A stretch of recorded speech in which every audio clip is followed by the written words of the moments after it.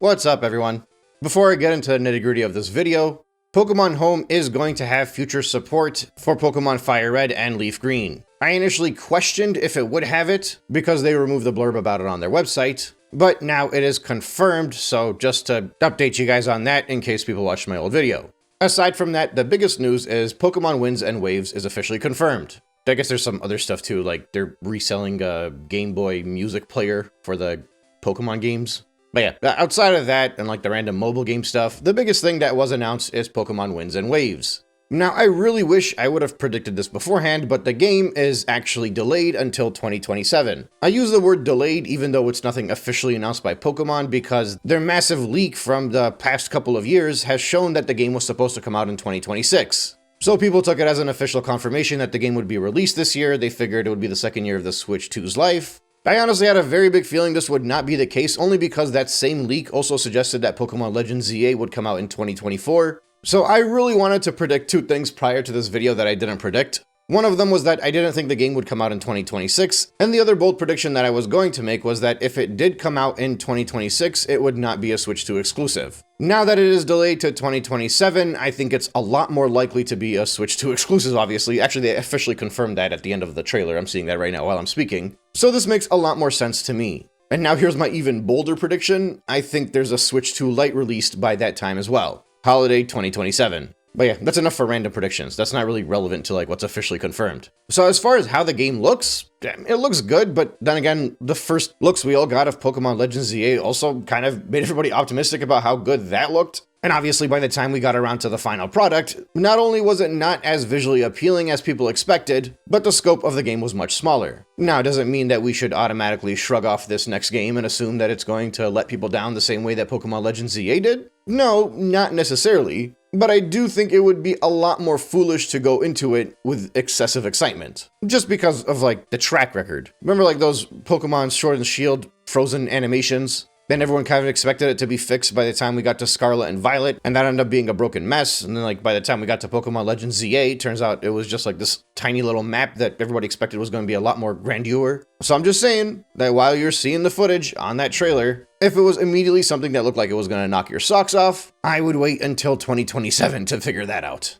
But the initial views of it, I'll admit that for a Pokemon game looks very enticing, but I do stress for a Pokemon game. But if it's coming out in 2027, that's got to be a holiday game, right? That's going to be November of 2027. Unless they want to do October like they did for Pokemon Legends ZA, but either way, it's a holiday game, which means at least we have until the end of this year where we still don't have that massive system seller for the second half of 2026. And I think that makes things a lot more interesting when you look at it from a Switch 2 angle. Because up until now, as soon as we saw that the sales stumbled in Western markets for the Nintendo Switch 2, where especially all over Europe and in the Americas, the holiday season was pretty much worse than almost every year of the Switch 1's life, the big coping mechanism that I would usually hear when we bring that up was that Pokemon is going to be coming out, Gen 10 is going to be coming out at the end of 2026, and by that point, the Switch 2s are just going to fly off of the shelves, and Nintendo has already released a more than acceptable lineup through all of 2026, and they'll probably announce like one or two like decently-ish mid-sized games, but Pokemon Gen 10 is going to be the big one, and they don't need anything else. So now,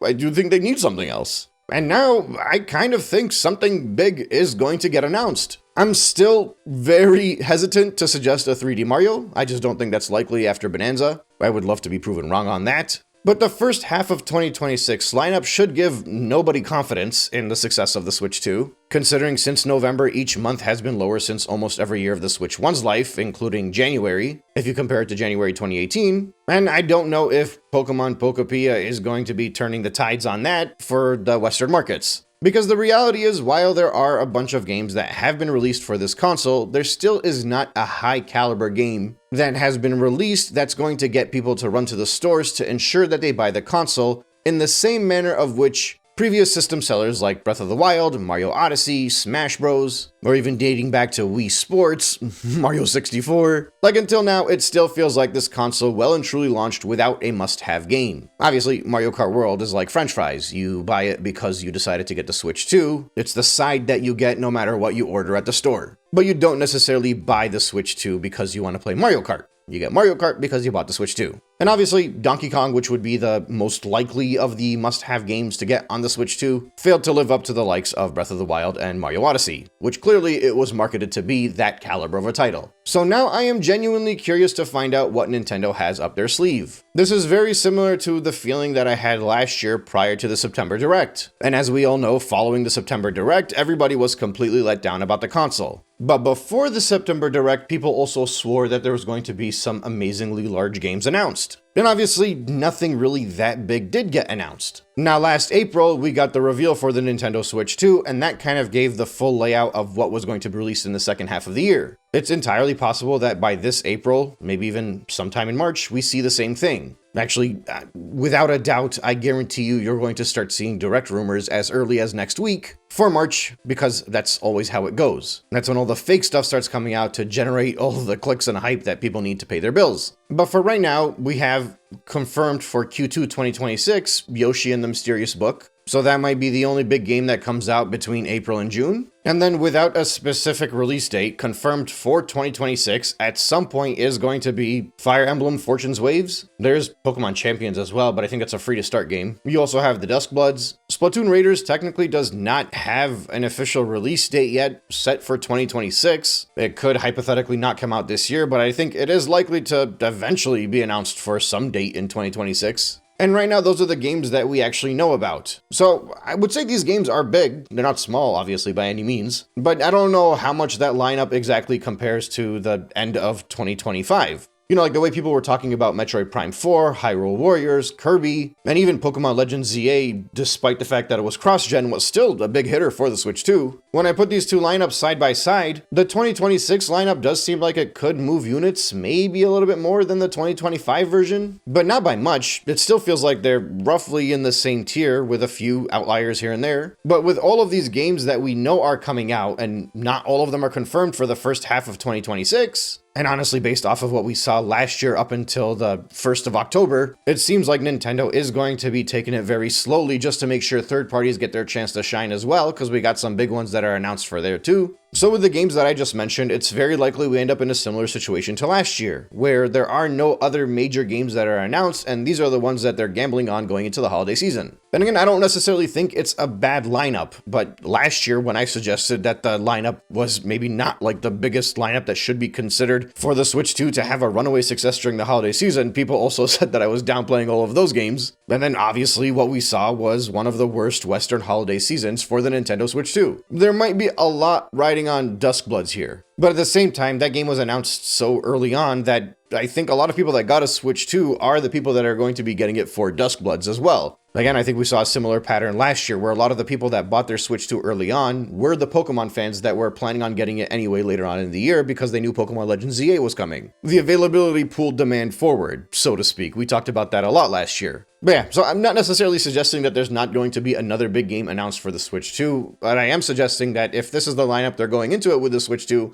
I think we're in for another underwhelming year. And you know, this time around, there will not be a launch month where all the enthusiasts feel like they have to go and pick up the console. But either way, this does really change the outlook of things, because again, Pokemon was going to be the big game. That was the expectation not only from me, but from the entirety of the fandom. So now the big game of 2026 is not coming out until 2027, and potentially not till the holiday season of 2027. That makes things very interesting. I'm guessing if there's not going to be a major announcement from now until the end of the year, there's going to be two things that stick out. I expect another overpriced port of a major franchise. It seems like the Wii generation is the one to go back to now. Last year they released Donkey Kong Country Returns as well as the Mario Galaxy games. And obviously I expect that to be both Switch 1 and Switch 2. And I expect there are going to be some more Switch 2 editions that make it to the forefront. Outside of that, maybe one very big announcement, and that's going to be the big system seller, but I think they have enough now, plus the Switch 2 edition stuff that they add to the library, where I could see this current Nintendo just riding it out for that, especially if Pokemon Pokopia ends up being a crazy success, which all signs are indicating that it's going to be a crazy success, more specifically in Japan, but it will not be irrelevant in Western markets, obviously.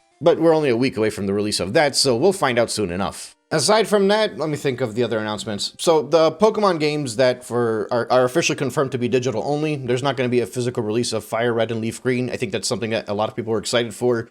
Naturally, they're going to stick with digital just because of the margins. What stinks though is they are releasing that music player, so they're going to be using plastic, but it's not going to be for a physical game, it's going to be for an MP3 player. I don't know how I necessarily feel about that. I'm pretty sure it's probably going to be overpriced. I'm looking at the website to see if there's a price, but as of me recording right now, I don't see anything. I expect that there will be an uproar because of how expensive that is, the same way that the Lego set was. Normally, I don't care too much about price for stuff like that because they're not technically related to video games. It's part of the same reason why I usually don't make an uproar about amiibos, unless it's like used as a paywall for some very relevant content for the video game.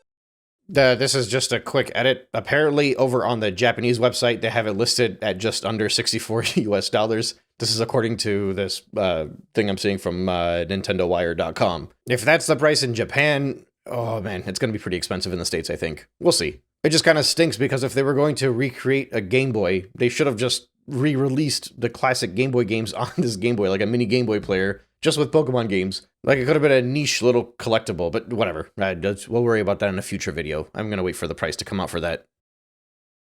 Like, as far as I'm concerned, if Nintendo wants to sell trinkets and people are willing to overspend on those trinkets, that's their prerogative. But just don't hide games behind those trinkets, like for the Virtual Boy accessory, for example. Oh, Pokemon XD Gale of Darkness was announced for the GameCube, so I'm sure a lot of people were happy about that. I am a strong supporter of emulation, whether it's on Nintendo's official device or if you have your ROMs ripped elsewhere. And the GameCube library so far has been so lame that any game provided would be worth it for the fans. I guess there's also the Legends ZA DLC, but I've talked enough about Pokemon Legends ZA, I'm good with that. Pokopia has Hide and Seek and Rotom.